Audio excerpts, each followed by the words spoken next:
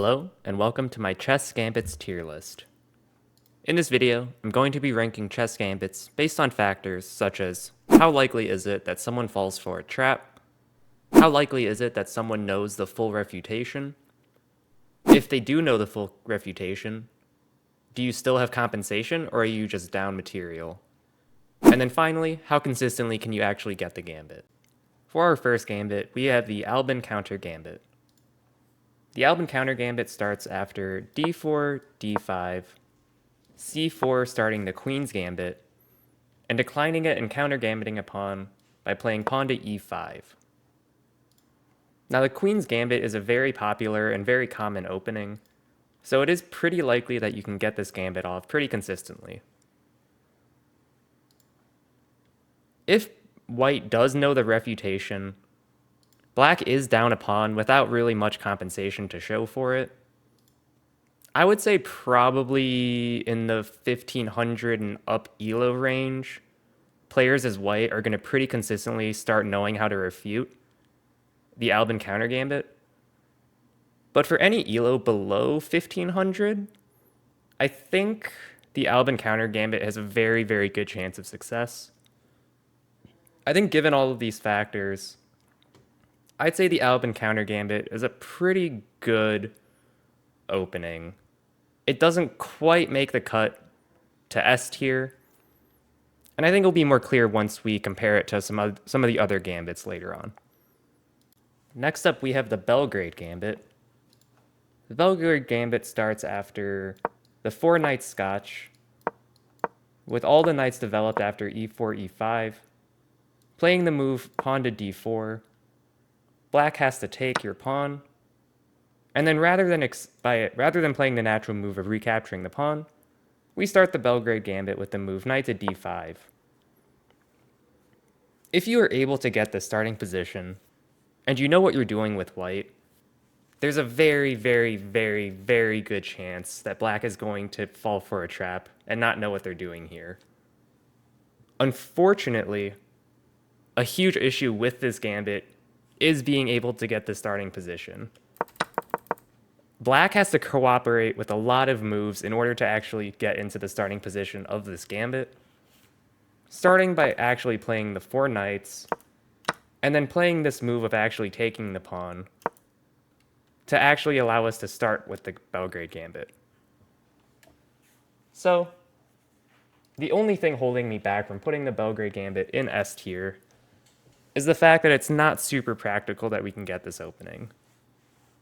However, if you can get the opening, it is a very, very strong choice because a lot of players as black have no idea how to properly refute it. Unfortunately, I think this is an opening I have to put in the not practical tier, only due to the fact that we have to have so many moves from black to cooperate. Next up, we have the Benko Gambit.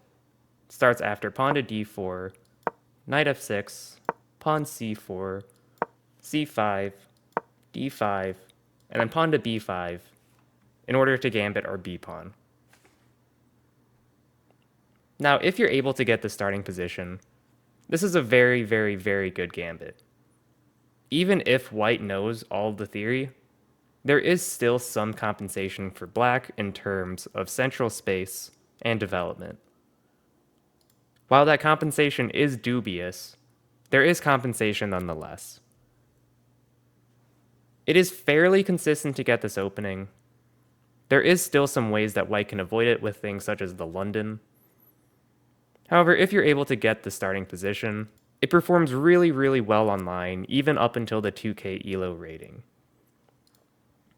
I think the Benko Gambit is a very good choice that I can throw up in the S tier. Even though it's slightly less practical than some other openings, it's still common enough and strong enough once you get it that I think it makes the cut for S tier. Next up, we have the Blackburne Shilling Gambit, which starts for black in the Italian opening with e4, e5, knight f3, knight c6, bishop to c4, and then playing the move knight to d4. The idea of this gambit is that the natural-looking move knight takes e5 is actually losing because we have the move queen to g4 queen to g5, which double attacks the knight and the g2 pawn. As white, all we have to do is simply capture the knight. And now from here, we already have a lead in development because black has used so many turns with their pawn and has no pieces developed. So we just very simply take this small lead in development and we're good with white. In other words, the Blackburne Shilling Gambit is pretty simply just a tricks-only opening. It's very simply just the one trick, and if they don't fall for the one trick, you're just behind with no compensation. Next up, we have the Blackmar Diemer Gambit.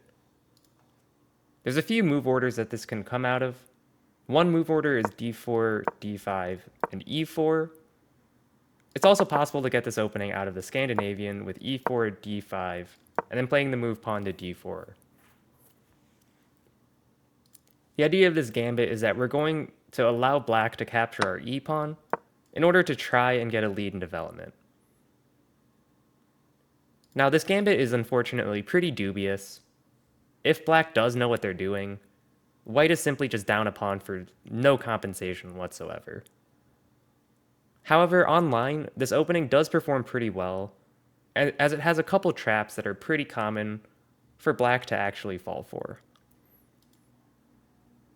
I think it's too dubious for me to actually throw in the S tier, but due to how commonly you're able to get this opening, and how likely it is that an opponent can fall for a trap, I think it's good enough to be a high good opening.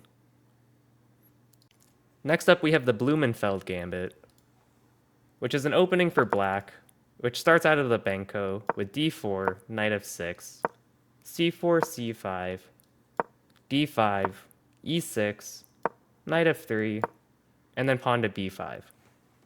There's a couple move orders that can arise to this opening, but this is just one of the move orders that is possible. Now, unfortunately, this opening is very, very dubious and doesn't really have good performance online. It's also pretty hard to actually get to the starting position a lot of the time practically. I think, unfortunately, the Blumenfeld Gambit is a gambit that's going to have to actually go in the trash tier. It's significantly worse than the Benko Gambit, which looks similar, where you play b5 much earlier. But somehow the Blumenfeld Gambit is just notably worse than the Benko.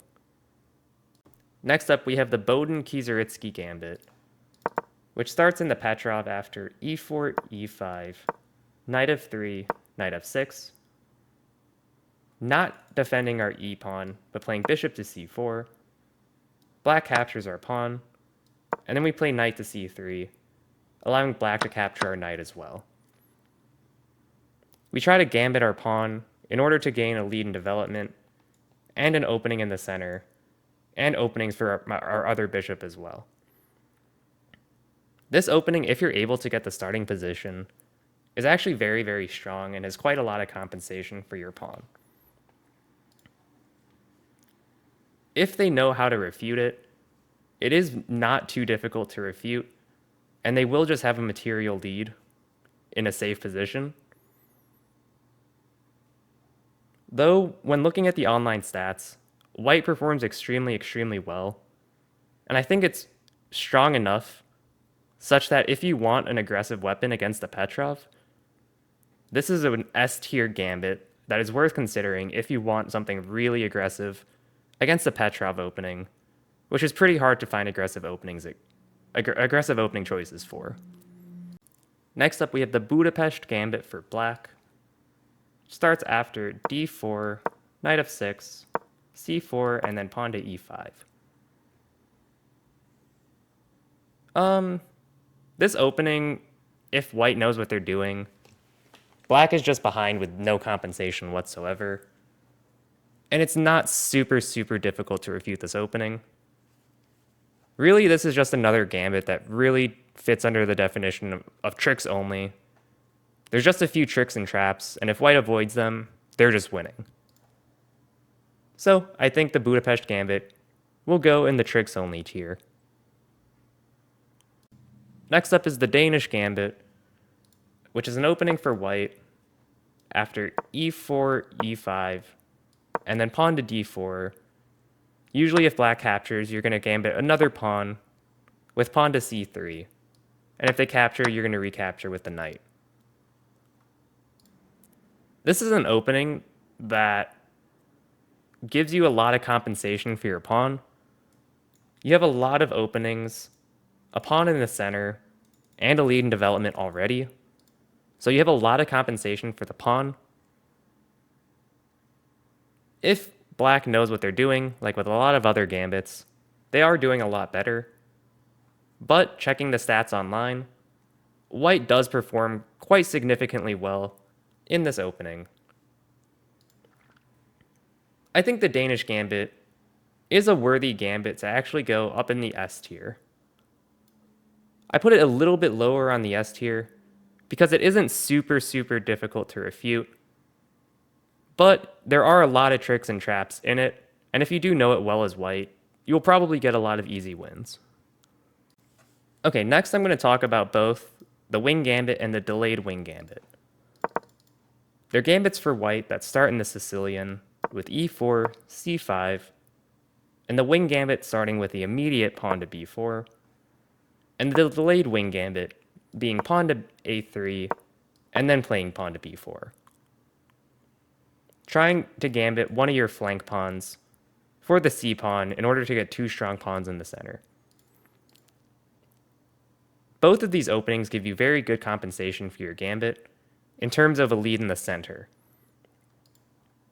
I think both of these openings have very good chances of working because they're not necessarily reliant on traps, but they do also have traps in them as well.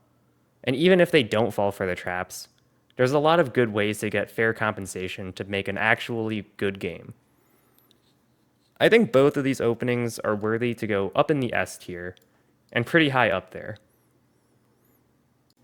Next up, we have the Deutz Gambit, I think it's pronounced, which starts in the Gioco piano with e4, e5, knight f3, knight c6, bishop c4, bishop c5, and then we gambit a pawn with pawn to d4. This is a somewhat dubious opening if black knows what they're doing, but the idea is that we're going to try and gambit the pawn in the center in order to gain a lead in development. It isn't as strong as a lot of the other S-tier openings. It also has some problems with practicality because we need black to cooperate with a couple moves in order to get to our starting position.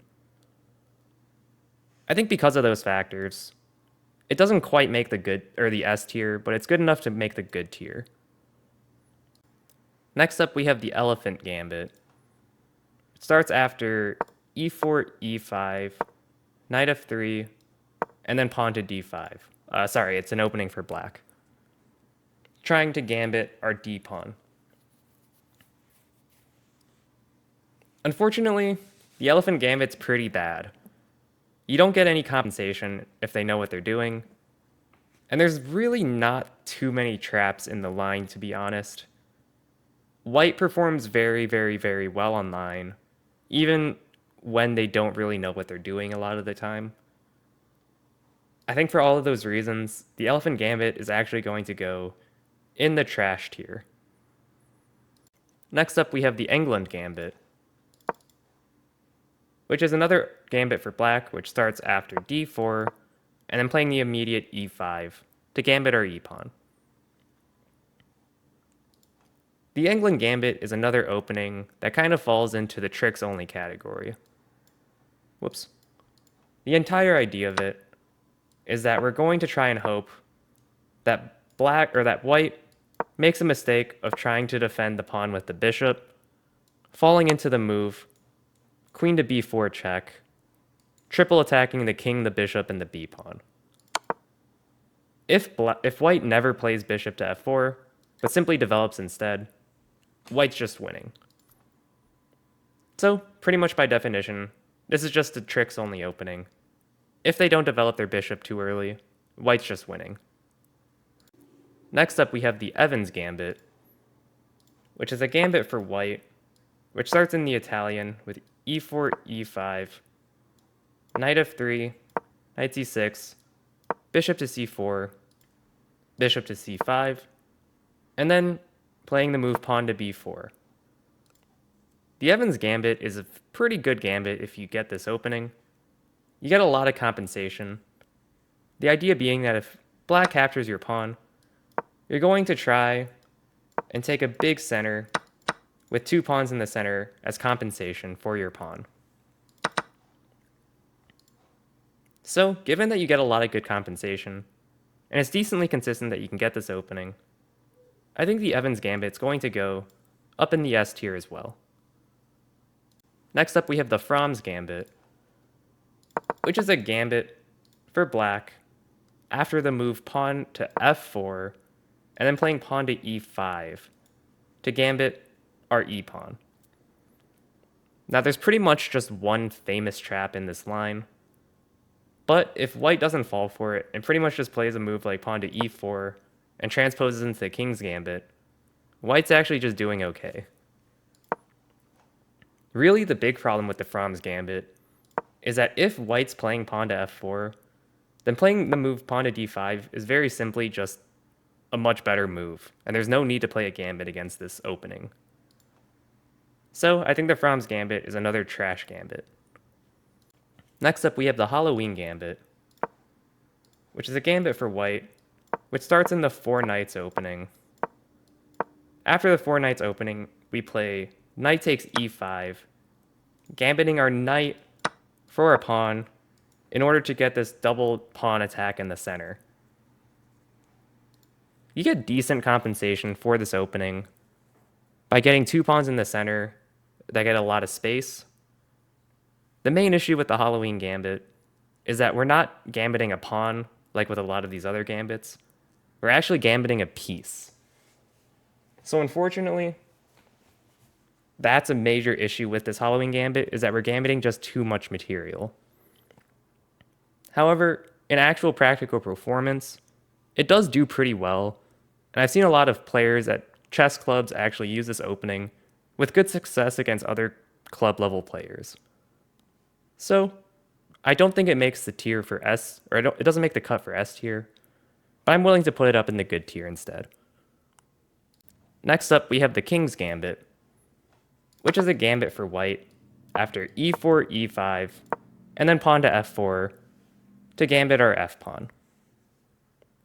Now, I'm going to be pretty biased because the King's Gambit is actually one of my favorite openings outright. I've used this opening with great success, climbing all the way to over 2100 online.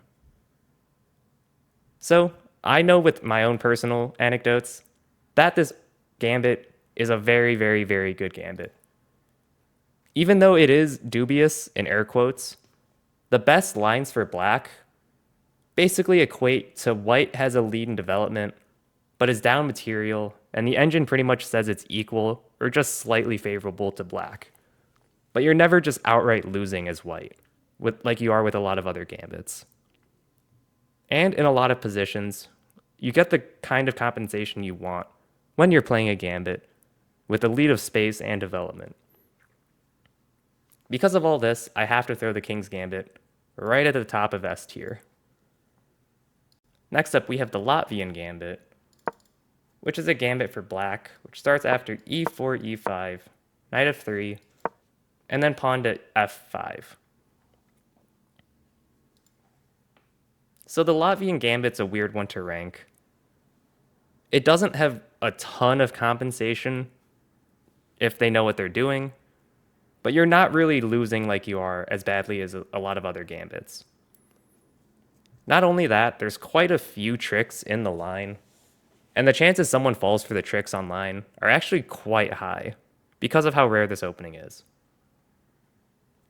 As dubious as this opening is, I think it's actually one of the openings that is good enough to make the good tier because it has quite a number of tricks, and it's pretty likely that someone will fall for one. Next up is the Millner Gambit, which is a gambit for white in the French defense. e4, e6, d4, d5, pawn to e5, c5, c3, knight c6, knight f3, queen to b6, and then bishop to d3 gambiting a pawn in the center because there's 3 attackers and only 2 defenders on this pawn. Now really this gambit is basically just relying on one trap and one trap alone. If black captures too many times in the center and gets careless, it's actually possible they blunder their queen to this trap. But if they don't fall for this, and they just capture one time and then stop capturing, black is just equalized and doing okay. So I think because of that, it is really only one trick, but if they know the trick, you're not losing, the game's actually equal. There are real questions about would you rather play this than the normal advanced French, in which you just get a consistent advantage. I think because of that, I'm going to put this in the tricks only category. It's not as bad as the other tricks only gambits, because unlike these other gambits, if the other side knows what they're doing, you're not losing, it's actually just an equal game. Next up we have the Nakhmanson Gambit, which starts after e4, e5, knight f3, knight c6, bishop c4, knight f6, pawn to d4, e takes d4, castles, knight takes e4, and then knight to c3. The main trap of this line is that if black captures with the pawn, we're going to play the move bishop takes f7, and after king takes bishop, we have queen to d5 check, double attacking the king and the knight. And black's king is in a lot of trouble already. If black knows what they're doing and they capture with the knight instead, they're pretty reliably doing okay a lot of the time. White's not losing super badly, as much as you would think for being down a minor piece, but it's not looking super good. There's some compensation for the minor piece, but really I think this is kind of just a tricks only opening. Next up is the Nimzowitsch Gambit, which starts in the French defense with e4, e6, d4, d5, pawn to e5, pawn to c5, and rather than defending your d-pawn like normal, you're just going to play the move queen to g4, gambiting your pawn on d4. Unfortunately, I think this opening is pretty bad. There's not too many traps in it, and really there's not a lot of reason not to just play the normal advanced French. Unfortunately, I think this gambit just goes in trash. Next up, we have the Orthoschnapp Gambit, I think it's pronounced, which starts after e4, e6, c4, d5, c takes d5, e takes d5, and then playing the move queen to b3. The idea being that after black plays the natural-looking move d takes e4, we can play the move bishop to c4 in order to set up this battery on the f7 pawn. Now, if black is able to successfully defend the f7 pawn, white has pretty much no compensation to look at. Really, I don't think this opening is very good. It really just relies on the fact that black fails to correctly defend their f7 pawn. I'm thinking of throwing it in the trash tier, to be honest, and I think I will.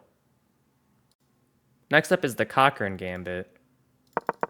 It starts in the Petrov with e4, e5, knight f3, knight f6, knight takes pawn, pawn to d6, and then gambiting our knight with knight takes f7. Idea being after the king takes, we can play bishop to c4 check and get some decent lead in development. Unfortunately, while you do get some compensation with the development lead, again, this is another opening where we've gambited too much material by gambiting a knight. Unfortunately, because of that, I think I have to put this in trash. Next up is the Queen's Gambit, which for white goes after d4, d5, and then pawn to c4. Now, the Queen's Gambit is a weird one to rank, because it's unique unlike any other opening on this list, in that it's actually the only gambit where even if black knows everything that they're doing, you're actually just winning. Or slightly favored, I should say, not outright winning. With literally every single other gambit on this list, if your opponent knows what they're doing, you end up at the very best slightly behind, if not losing, or sometimes equal. The Queen's Gambit is the only one where if black knows everything that they're doing, white still has a slight advantage. Because of that, I think the Queen's Gambit has to actually go up in its own tier. So I've made a new tier, not really a gambit, but I actually mean that in a good way. It's not really a gambit in that you're not really sacrificing material for compensation. The Queen's Gambit's actually just a solid opening that isn't really a gambit by definition, like all these other openings. Next up is the Scotch Gambit. e4, e5, knight f3, knight c6, d4, e takes d4, and then bishop to c4, rather than recapturing the pawn, in order to get a lead in development at the cost of a pawn. The Scotch Gambit's pretty good, because we actually do get compensation for our pawn, and you can get it pretty consistently, because it's pretty much just following the most common 3 moves from black. I think the Scotch Gambit's a pretty easy choice to go up in the S tier. Next up is the Slav Gambit, which follows after d4, d5, c4, c6, knight c3, d takes c4, and then pawn to e4. Unfortunately, while I think the starting position is pretty decent for white, we do have to rely on white playing the Slav defense, which isn't super common to begin with, and we also have to rely on black capturing our pawn on c4. I think for those reasons, I actually have to put the Slav Gambit in not practical. Next up is the Smith-Morra Gambit, which starts for white in the Sicilian with e4, c5, pawn to d4, c takes d4, pawn to c3, and then usually white or black accepting the pawn to accept the gambit. White gets a huge lead in development, a strong pawn in the center, at the cost of their pawn. I think the Smith-Morra Gambit's very, very strong, worthy to be up in the S tier. It has a ton of traps in it, and if black doesn't know what they're doing, it's extremely likely that they're going to fall into one of them. And even if they do know what they're doing, white gets a fair bit of compensation for their gambit anyways, and they're not doing as bad as they are in many of the other openings. Next up, we have the Stafford Gambit, which is a gambit for black after e4, e5, knight f3, knight f6, white taking our pawn, and then we play knight to c6, and white capturing our knight. Now, there's really one way I can describe the Stafford Gambit. If white hasn't seen it before, they're pretty much always going to lose. But if white knows what they're doing, they're pretty much going to win 100% of the time. It's extremely binary.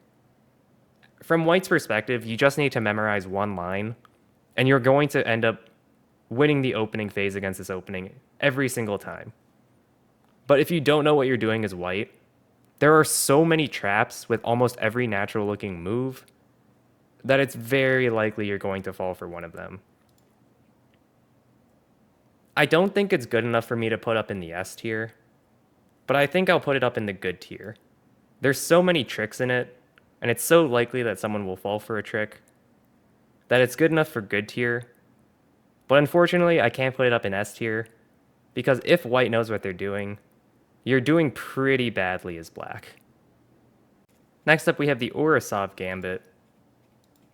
From the white's perspective, after e4, e5, bishop to c4, knight f6, and then we play the move pawn to d4. Now, this one's kind of weird to rate. There's not too many traps in it. But if black knows what they're doing, white's actually doing okay. It's pretty much even.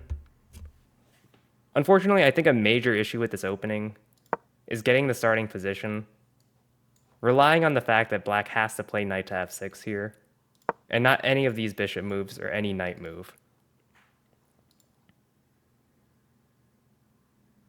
I think I'm going to put the Urosov Gambit in not practical. It's just not really a practical choice. It also relies on the fact that you have to play bishop to c4 on move 2, which is not something that a lot of people practically do in their normal opening repertoires. And this is my final tier list. Let me know in the comments if you disagree, or if you want me to rank any gambits that weren't featured in this list. Other than that, good luck in your future chess games. Have a good rest of your day, and goodbye.